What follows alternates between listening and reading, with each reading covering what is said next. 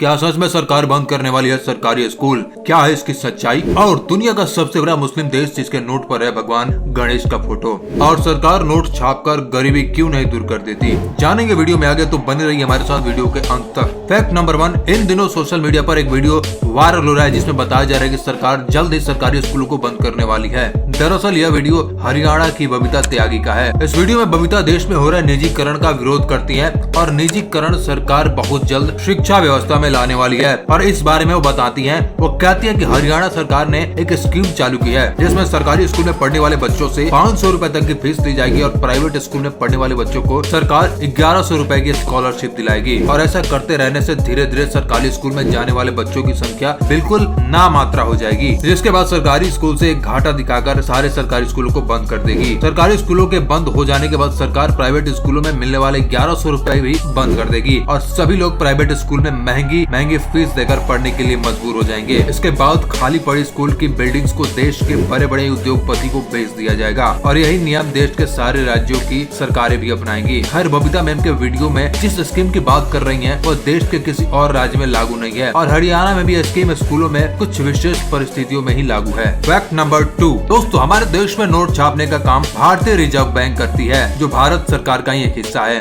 इसका मतलब है कि नोट छापने की जिम्मेदारी जो है उस सरकार पर ही है। तो अब दिमाग में सवाल ये उठता है कि यदि सरकार अपने हिसाब से नोट छाप सकती है तो वह बहुत सारे नोट छापकर देश का कर्ज और गरीबी क्यों नहीं मिटा देती? तो आपकी जानकारी के लिए बता दें कि ऐसा बिल्कुल भी नहीं है। बहुत ज्यादा नोट छापने से गरीबी खत्म होने की बजाय और ज्यादा बढ़ेगी, क्योंकि यदि सरकार ने इतने नोट छाप दिए कि हर आदमी के पास ढेर सारे रुपए हो जाए तो लोगों की जरूरतें बहुत ज्यादा बढ़ जाएंगी और डिमांड एंड सप्लाई के नियम से हर चीज की कीमत आसमान पर पहुंच जाएगी। किसी भी देश में नोट छापने के लिए एक नियम होता है जो वहाँ के सेंट्रल बैंक जीडीपी, राजकोषीय घाटा और विकास दर के हिसाब से निश्चित किया जाता है। इसलिए सरकार अपने हिसाब से रुपए नोट नहीं छाप सकती है। फैक्ट नंबर 3, आप सभी कभी ना कभी रेलवे में यात्रा तो जरूर करते हैं। क्या आपने कभी सोचा है कि जब हम रेल टिकट का रिजर्वेशन करते हैं तो रेलवे कभी भी हमें हमारी मनपसंद सीट चुनने का ऑप्शन क्यों नहीं देती है? रेल भारत में यात्रा करने के लिए सबसे सस्ता साधन माना जाता है। आप सभी जानते हैं कि रेल में बहुत सारे डिब्बे होते हैं, इसलिए रेलवे हमें हमारे हिसाब से सीट कभी नहीं देती है, क्योंकि यदि लोगों ने कुछ ही डिब्बों में सीट रिजर्व कर ली और कुछ डिब्बे खाली रह गए तो इससे रेल का संतुलन बिगड़ जाएगा और वह यात्रा के दौरान पलट सकती है। इससे ट्रेन के साथ साथ उसमें बैठे लोगों की जान को भी खतरा होता है। इसलिए रेलवे कभी भी हमारे मनपसंद सीट चुनने का ऑप्शन नहीं देती है। फैक्ट नंबर 4, भारत में हिंदुओं की संख्या सबसे ज्यादा है, लेकिन फिर भी यहाँ की करेंसी पर किसी धर्म के देवी या देवता की फोटो नहीं है। लेकिन आप यह जानकर हैरान हो जाएंगे कि एक ऐसा मुस्लिम देश है जिसके